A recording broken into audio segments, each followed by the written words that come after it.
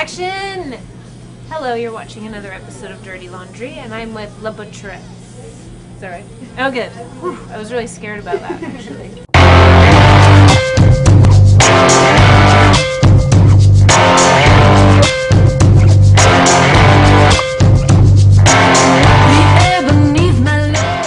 So how did you get hooked up with my friend here, with him and his stash?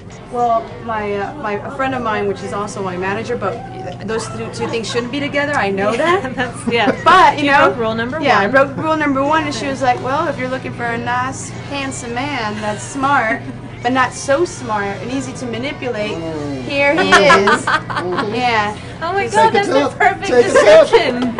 The first drummer, the girl, she left because she thought I was degrading myself, because she had a different take on feminism to the extent that she thought that all women were degrading themselves. Therefore, she was being sexist to all girls. And to a point where she was mean to me. And so she left the band. I never kicked her out. I wanted to work things out. She never confronted me. That's okay. She's happy. I don't know. And then we had a temp drummer, but he just started believing that he was actually part of the band and started trying to take control over it. So then I took like the chicken way out, and I moved from Mexico to LA, and that's the story. And then I was lucky enough to find the friendship to establish, to make that turn into bandmates. So yeah, they're not hired guns or anything. I don't consider that. I'm not like that cold. I hate that word, or that phrase, session. Hired guns, a session drummer, session bassist. Well, that's what I feel now. But you never know what they feel like. I hope you're on the same page with me. I hope Gabe's on the same page with me. Like, I want to make this a family.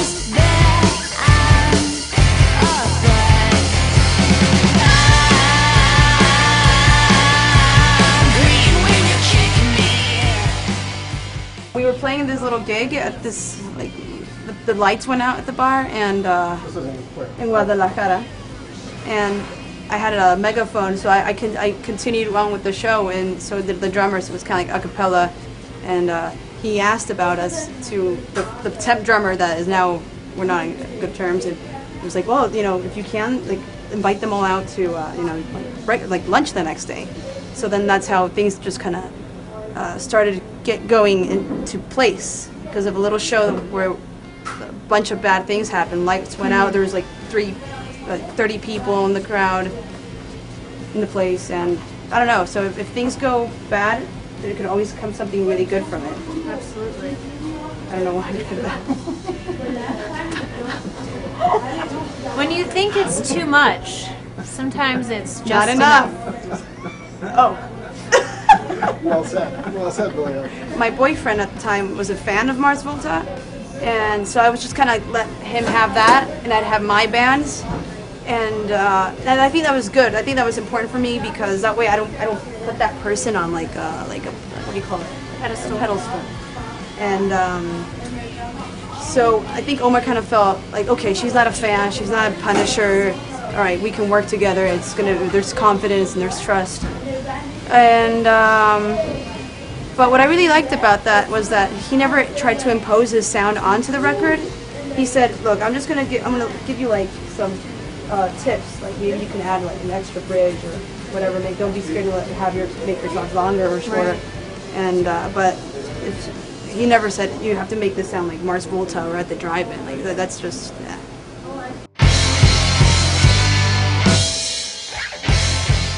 When I was little, Joe Biafra was an inspiration. I really liked how he was just shirtless, really sexual being as well in his masculine sense, talking about politics and like howling off to the world. And same with Kathleen Hanna, Alison Wolfe, like these powerful girls that are also just not scared of being sexual, and they're and angry, but also at the same time funny, like poking around with the humor. Iggy Pop, that's another one. Just people that are not scared to just live in the moment with zero pretensions.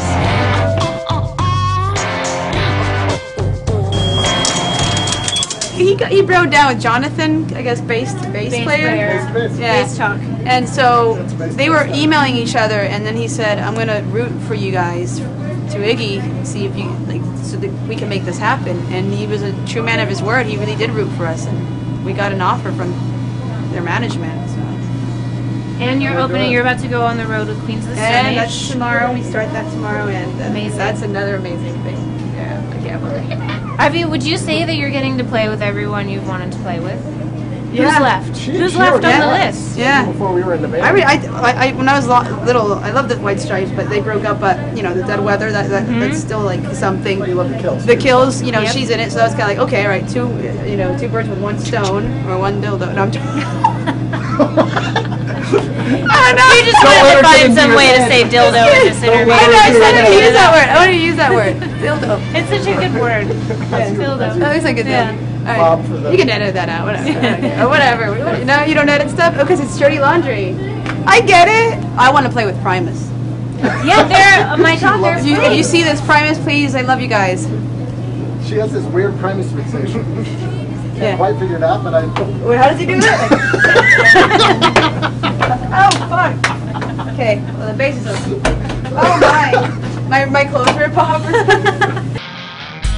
You kiss and kill and you hold still. This is like the stage, right? So I was like right here, but this was like 6 feet higher. Should I be the security guard? And like, you're the We'll be security the guard. crowd. You're the Yeah, crowd. but like you're way over You're there. way over there. Yeah, There's okay. just like And I'll be the security guard yeah. here. So I assume me Watching being you. up here. Be Yeah, like, hey, like okay, no. be good. So I assumed that him being here, me being up there, I was just gonna like, okay, somehow Terry, you're just gonna land on him, and somehow you'll catch Even though I'm you. watching you. Yeah. Right. So I was Not just watching like, I don't know what I did, but like I did this, and I did like a somersault, trying to, but I have my legs land on him like this, but kapow, you know. Bam. Oh, my Oh, I God. hit myself really On hard. I her don't know what back, on her happened. neck. I landed on my neck.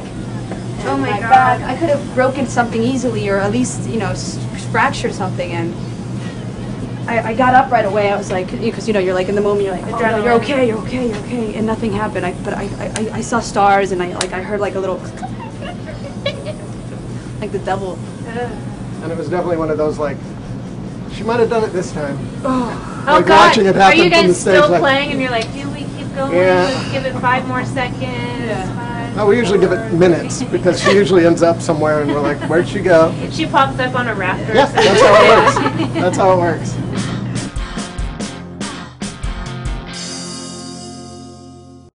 When you smoke weed or cigarettes It, like, or calms- anything, yeah, you numbs it out. Yeah, numbs it out. And here, we're animals. We have Just- to take that animal out. Yeah. You know? Take the animal out. We gotta touch that button a lot more. Touch that button. We gotta touch the button a lot more. Yeah. Best interview ever. This is so much fun.